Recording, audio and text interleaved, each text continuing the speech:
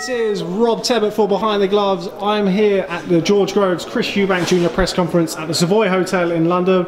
I'm joined with Kalle Sauerland. How are you doing today, Kalle? Too bad, how are you? Oh, very well, thank you. You're the first person who's asked me how I'm doing today. I always ask back. Oh, that's my nice. mum taught me that. I appreciate that. So yeah, we've just seen the first press conference. How did that go for you? Oh, for me it was.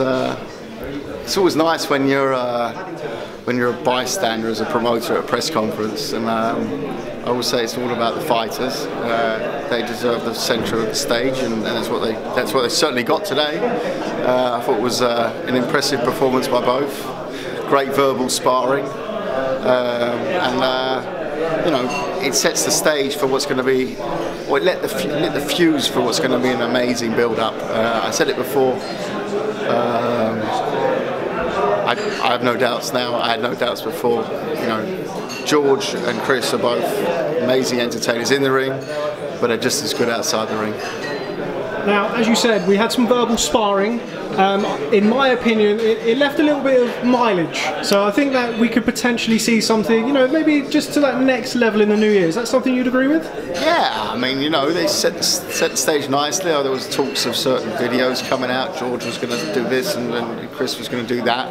And I think those sort of things will be part of the build-up, you know, and that's what you want to see in these big fights. You want to see, you want to be entertained from now until February 17th. So I think I wouldn't worry about too much about what you're going to be able to put out there on a social media point of view, because I think there's going to be a lot of activity coming out of both camps. You know, and the whole time, the good thing is there's a side programming crew running around with them, and we'll make sure that the fans are privileged to see that information and footage as well. Now, the last time I spoke to you was in the immediate aftermath of George Groves' win over Jamie Cox.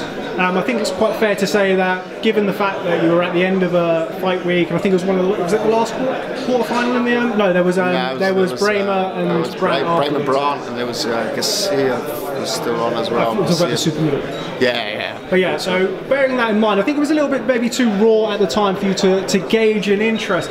But now the dust has settled somewhat, and this fight has really come to the fore with this press conference. How big is this fight? Well, I think you can gauge on a lot of things. You get on a sold-out venue this morning in just a few minutes, and you can gauge it on a lot of, you know, the media attention today. Couldn't count how many cameras were here. So I think, you know, it's got the people talking. You know, there's not a cabbie in London who when I get in now is not asking me about the fight. So I think that's always a good gauge as well. I like my London cabbie gauge. That's on red hot already now. So I think, you know, ultimately this is, you know, we can only set the stage as a promoter, as the World Boxing Super Series. We can only set the stage, and I think for the R-League Trophy to go to Manchester with this fight is great. You know, and I think the build-up's going to be super. The platform will be great. The production will be sensational, and we're going to have a lot of fun. Now, I just want to touch on something you've just said there.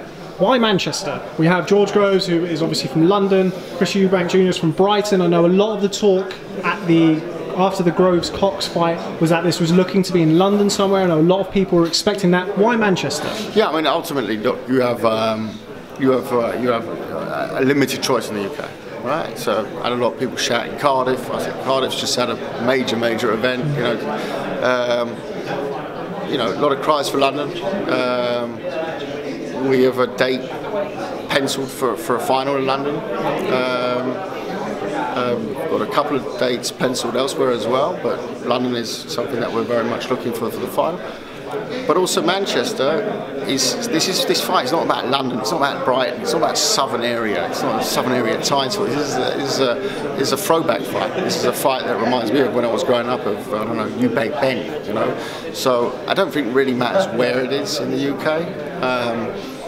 And Manchester, let's not forget, has hosted many great fight nights. And I've been there as a promoter, I've been there as a fan.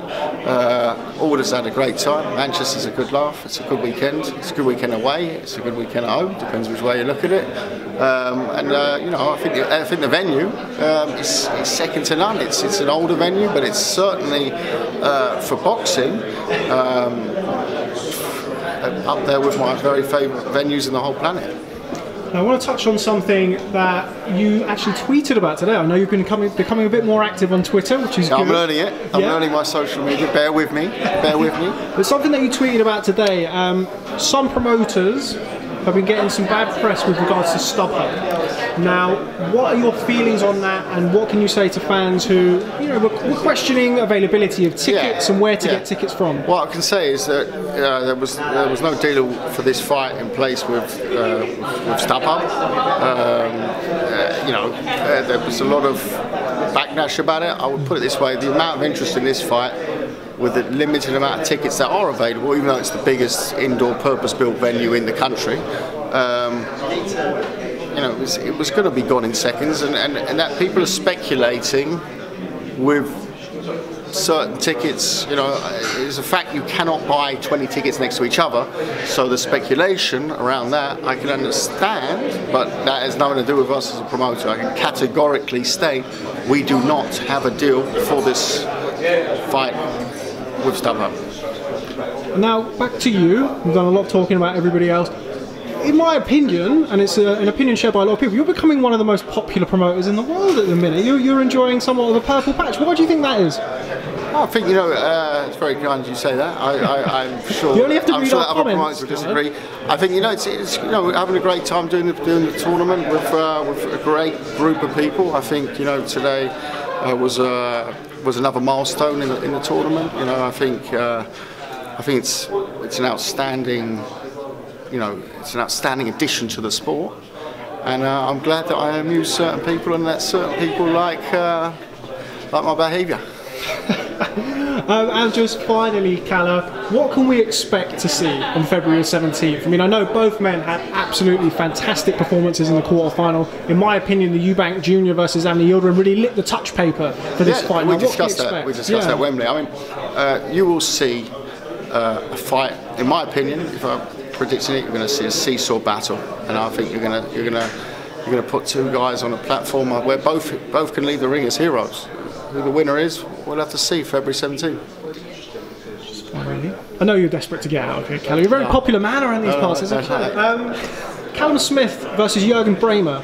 Do you feel that fight is potentially going to go somewhere under the radar, given the enormity of this fight? And is that a positive or a negative to Callum Smith and Jürgen Bremer? No, I think this fight will add to that. I think mustn't forget it's a tournament, it's a storyline. Groves-Eubank is a semi-final within the tournament, and there is a other semi-final, and Liverpool's own Callum Smith is in that as WBC Diamond Champ, and on the other side of the ring you've got a German in Jürgen Bremer, a two-time former world champion who just put on probably a career best display. So let's not forget that part, and don't forget the winners of those two fights will be fighting each other. So, exciting times. Do we have any update on where potentially Callum Smith versus Jürgen Bremer might land? We're looking at the commercial division who's responsible for these sort of things. I think Roberto D'Amelio, he was on the stage today, he was also mentioned it. We're looking at neutral venues. We're looking at Liverpool.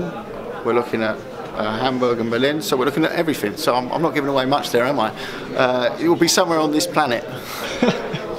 And it will be in February. Okay, well, Kalle Sauerland, thank you very much for speaking to Behind the Gloves. Always a pleasure speaking to you. Thank you very much. Look forward to catching up with you again soon, and look forward to reading our comments. Looking forward to it. Thank you very much. Take care, yeah? All the best. Cheers, Kalle. Cheers. Thanks, man. Hi fans, it's Michelle Joy Phelps, and if you haven't already subscribed to my YouTube channel, make sure you go ahead and do so by clicking right here.